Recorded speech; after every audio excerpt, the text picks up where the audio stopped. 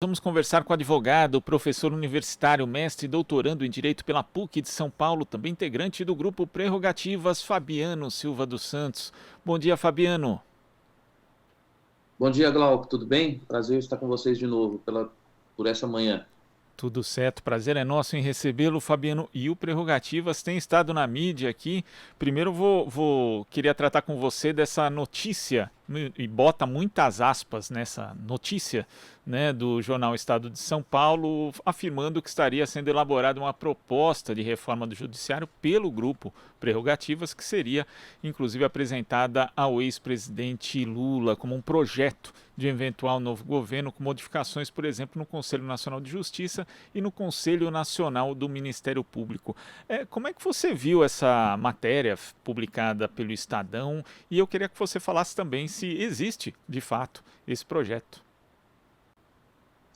Ô, Glauco, na verdade esse projeto não existe, a gente não pode nem falar muito sobre ele porque ele não existe mesmo. Me parece aí uma forçação de barra do Estadão para envolver novamente o grupo Prerrogativas em alguma grande celeuma, como recentemente foi feito no caso do Jantar e outras matérias correlatas em geral, né?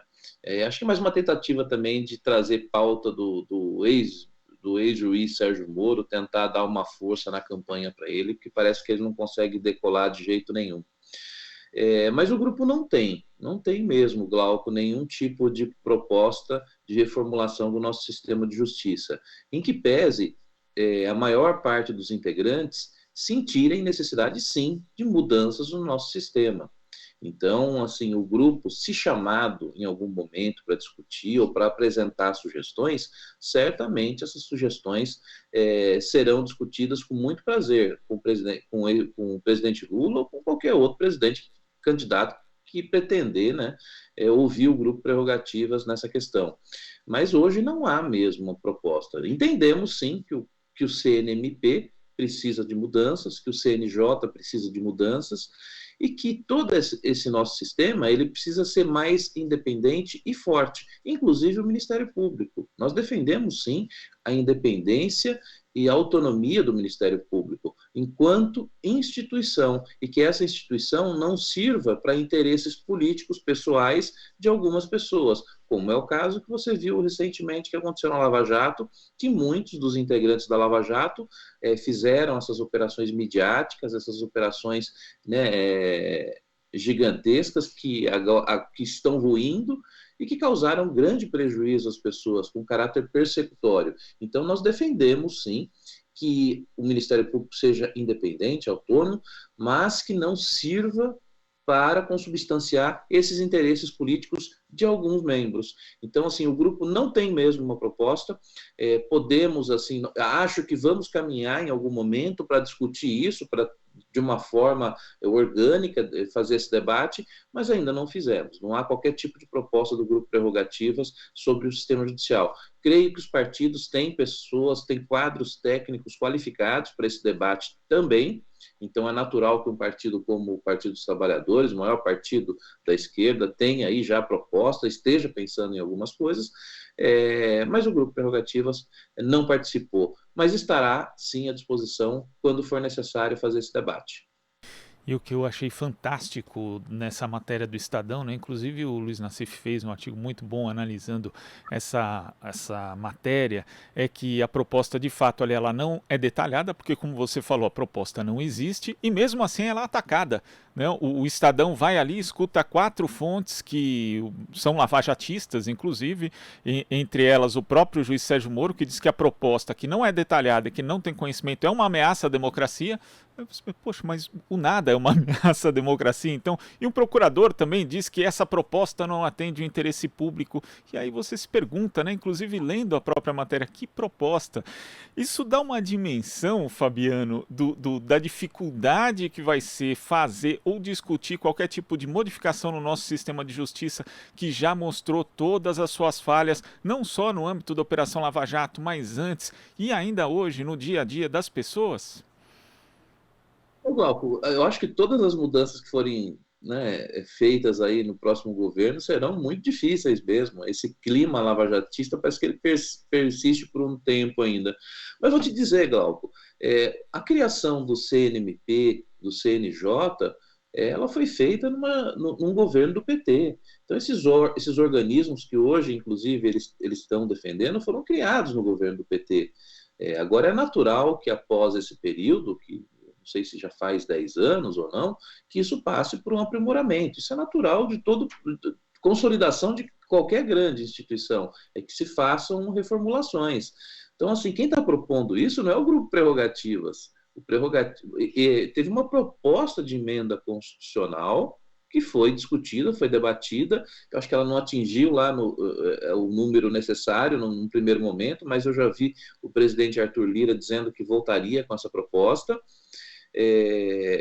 O juízo de garantias, que eu vi também que nessa reportagem eles fazem crítica, não é proposta do Grupo Prerrogativas. O juízo de garantias é uma proposta da Câmara dos Deputados, foi aprovado no Congresso Nacional. Então, assim, o Grupo Prerrogativas não aprova esse tipo de coisa. Nós somos vozes assim, da sociedade civil organizada, nós podemos debater esses assuntos, mas essas decisões são tomadas no âmbito do parlamento, e nós respeitamos muito as instituições, inclusive o Congresso Nacional. Então, eu acho que esse debate ele é feito de uma maneira muito assodada. Não podemos discutir uma proposta do grupo que sequer existe. Então, desconhecemos mesmo esse tipo de proposta que as pessoas foram ouvidas. Inclusive, essa questão do juiz de garantias, o presidente do STF, Luiz Fux, retirou de pauta, não é, né? É algo que já foi aprovado em lei, já foi sancionado, mas não tá em prática justamente porque o Fux não coloca isso em julgamento, né? Então, a gente vê por aí também que existe o próprio sistema de justiça, o Poder Judiciário, o Ministério Público, também outros segmentos resistem bastante a mudanças, inclusive, que já foram aprovadas pelo Congresso Nacional, Fabiano. Perfeitamente. Então, assim, essa discussão do juiz de garantias ela é super importante para evitar que pessoas se usurpem da função jurisdicional, como o Sérgio Moro fez, que acabou corrompendo no nosso sistema judicial. Então, o juiz de garantias é um remédio para esse tipo de situação. Então, isso foi discutido por muito tempo e foi aprovado no parlamento. Então, assim, dentro da nossa divisão aí, né, de poderes, tudo, o parlamento que é o órgão responsável por elaborar esse tipo de proposta, por aprovar esse tipo de alteração legislativa. E isso agora está parado no Supremo Tribunal Federal. Me parece que o presidente até designou aí algumas audiências públicas a respeito, quer ouvir as entidades também, mas já faz tempo. Isso inclusive, é uma afronta também ao parlamento, que o parlamento tem a sua competência para decidir esse tipo de assunto. Então, esse assunto precisa ter, de fato, um desfecho. Ou o Supremo julga que isso não é constitucional, mas o que não dá é para a gente viver nessa situação. Então, esse é um assunto que é urgente também para ser apreciado, que é o juiz de garantias. Agora, falando do ex-juiz, ex-ministro de Bolsonaro, Sérgio Moro, nós tivemos aí ele atacando também o Grupo Prerrogativas, não só numa entrevista concedida à revista Veja, mas também pelas redes sociais, chamando de advogados que trabalham pela impunidade, advogados de corruptos, enfim, esse discurso lavajatista que a gente já conhece. Como é que você viu esses ataques feitos pelo ex-juiz Sérgio Moro agora, Fabiano? Glauco, o Sérgio Moro nunca teve qualquer tipo de respeito com a advocacia.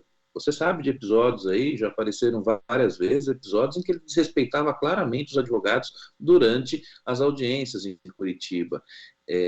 O ex-juiz Sérgio Moro, ele grampeou advogados. Isso é um grande ataque ao nosso sistema judicial, é você tirar a liberdade que existe entre o advogado e o cliente. E ele era um voyeurismo, né? Ele gostava de ficar ouvindo as ligações das pessoas, fez isso no caso da presidente Dilma Rousseff, fez isso com os advogados do escritório do Cristiano. Então, assim, o Sérgio Moro sempre teve um descaso muito grande pela advocacia. Então, não surpreende esse tipo de postura dele. Agora, assim, ele é advogado. Isso que nós também temos temos de prestar atenção. Então, assim, na nossa profissão existe um código de ética. Esse código de ética precisa ser respeitado. Advogado não sai por aí acusando outros advogados de corrupção e de defender a impunidade. Nós precisamos ter, né, uma linha de conduta. Então, certamente, essa conduta do Sérgio Moro é passível de apuração até mesmo pela OAB. Então, assim, há sim movimentos, inclusive, para que ele seja representado na OAB por desrespeito aos advogados, o que lhe geraria uma sanção administrativa da Ordem dos Advogados do Brasil. Agora, o ataque ao grupo parece que ele está fissurado um pouco na gente, porque o Sérgio Moro ele não consegue debater uma pauta nacional, a candidatura dele não decola, como a gente fala, voo de marreco, né, que é curtinho, são saltos pequenos, então assim, a candidatura dele não decola, e parece que ele encontrou no grupo Prerrogativas um mote para ele manter esse tema sob discussão. Mas assim, o país não vive desse debate só. O Sérgio Moro tem que entender que ele é candidato a um cargo importante, então ele tem que não largar, mas ele tem que se preocupar com outros temas também na campanha. Agora sim, eu concordo com ele que assim, nós advogados, nós precisamos também combater a impunidade, e inclusive a impunidade em relação a ele, porque ele causou prejuízos para o país que são gigantescos. Ele causou prejuízos para o país da ordem de 44 bilhões, segundo o estudo do Diese, só de impostos que deixaram de ser arrecadados.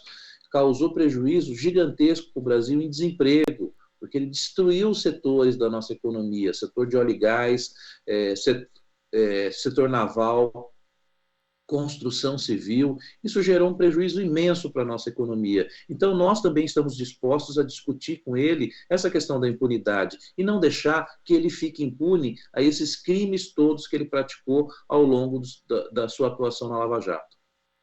E existe de fato, né, apesar dele nominar o grupo Prerrogativas, existe ali na leitura um ataque ao próprio exercício da advocacia, coisa que inclusive ele já fez, né, e a Vaza Jato mostrou inclusive diálogos em que ele desanca advogados ali, fez isso também publicamente, fez em audiências. Então o que para mim sempre me impressionou, viu, Fabiano, era ver e ainda ver alguns advogados defendendo a Lava Jato e defendendo o Sérgio Moro, mas na prática a operação também foi um exercício contínuo ali de criminalização da advocacia? Sem dúvida nenhuma, sem dúvida nenhuma. Os advogados sempre foram desrespeitados na Lava Jato. Dificilmente se conseguia ali, até nos questionamentos, há diversos vídeos na internet aí que você pode ver o modo jocoso como o Sérgio Moro sempre se dirigiu à advocacia. Então, ele teve ali diversas representações que foram feitas contra ele à época. Então, assim, o Sérgio Moro nunca teve apreço pela democracia, porque o respeito ao advogado é o respeito à democracia. Porque todas as pessoas, Glauco, não importa o crime que tenha sido cometido, todas as pessoas têm direito de defesa, todas as pessoas têm direito de apresentar seus argumentos, do contraditório, da ampla defesa, do devido processo legal. Então, Sérgio Moro, ele subverteu todos esses princípios constitucionais. Então, assim, ele nunca teve apreço pela democracia. E a advocacia nada mais é do que isso. A advocacia é o pleno exercício da democracia. O advogado é ferramenta essencial para que se busque a justiça. Então, esse ataque, sem dúvida nenhuma, não é um ataque a uma pessoa. Ele colocou um vídeo lá na rede social dele, inclusive eu apareço lá também com o Maris, e aquilo não é um ataque pessoal, aquilo é um ataque a toda a nossa categoria.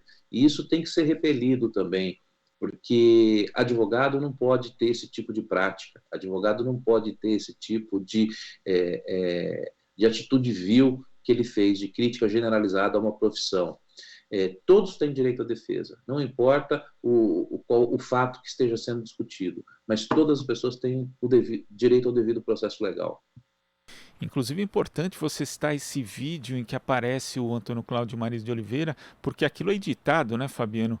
E eu lembrei, quando eu vi aquele trecho ali, eu lembrei de uma entrevista que eu fiz com o Maris na revista Fórum, ainda em 2013, que ele falava da questão da cultura punitiva, e quando ele diz ali que depois que aconteceu o crime não adianta punir, ele está falando justamente dessa cultura que na prática não trata da prevenção do crime, e sim daquilo que já é irremediável depois, porque, segundo ele, o crime, ele disse à época, todo crime é uma tragédia, só que acaba sendo transformado em espetáculo também por conta da mídia. Essa descontextualização e essa circulação desse vídeo editado também é algo que a gente pode chamar de criminoso, Fabiano. Perfeitamente, foi no centro da questão. A fala do grande Maris, grande amigo, ela foi completamente, ela é correta. O contexto, a explicação que o Maris deu sobre essa questão da corrupção, que tem que ter mecanismos eficientes de prevenção, não adianta a gente ficar só olhando para punir, para prender, nós precisamos ter um Estado forte que coíba esse tipo de situação. Então, o que ele pega um trecho, pega uma fala pequenininha, que fala, foi aquela que foi colocada, e divulga de uma maneira sorrateira contra uma pessoa que é um bastião na advocacia. Antônio Cláudio Maris de Oliveira é uma das pessoas mais respeitadas na advocacia criminal, tem um longo histórico de serviços prestados para a sociedade. Então, esse tipo de colocação, ela é muito, muito sorrateira, mas também não surpreende esse tipo de colocação vindo da forma que veio. Mas, realmente, a fala é completamente tirada do contexto e de uma forma vil foi divulgado. E, Fabiano, para a gente concluir aqui, integrantes do Prerrogativas convidaram o ex-juiz, ex-ministro de Bolsonaro, Sérgio Moro, para um debate público, mas parece que ele não aceitou o convite e continua de pé? Nossa, todos os convites para ele sempre estão de pé. Ele pode, a gente já convidou para debater com integrantes do grupo. A gente poderia fazer a nossa tradicional live de sábado com o Sérgio Moro, certamente seria ótimo para a campanha dele, bombaria a live. A gente só teria um problema no grupo para ver quem participaria, que todo mundo quer participar do debate com o Sérgio Moro. Depois teve esse outro convite também, que era para ele debater com o ministro da Justiça, e ele também foge. Então, o Sérgio Moro, assim, eu acho que ele não quer debater mesmo, o que ele prefere é continuar aí, às vezes, soltando alguma provocação nas redes sociais. Mas isso, ele está perdendo tempo, porque do nosso lado ele sempre vai ter todo tipo de resposta também, porque nós nunca, Glauco, nos calamos aos arbítrios do Sérgio Moro. A única diferença que existe agora é o seguinte, é que ele não é mais juiz, ele não pode mais prenda, né? Ele não pode mais determinar prisão das pessoas. Então, quando ele cai para esse campo democrático, é bom. A gente precisa fazer esse debate com ele, sim, em que pese ele nunca aceitar qualquer tipo de debate com a gente. Fabiano, muito obrigado pela sua participação aqui no Jornal Brasil Atual. Até a próxima. Obrigado, Glauco. Um abraço para todas e para todos. Obrigado. Abraço. Conversamos aqui com o advogado, professor universitário, mestre e doutorando em Direito pela PUC de São Paulo, integrante do grupo Prerrogativas, Fabiano Silva dos Santos. Aqui você ouve as notícias que os outros não dão. Jornal Brasil Atual.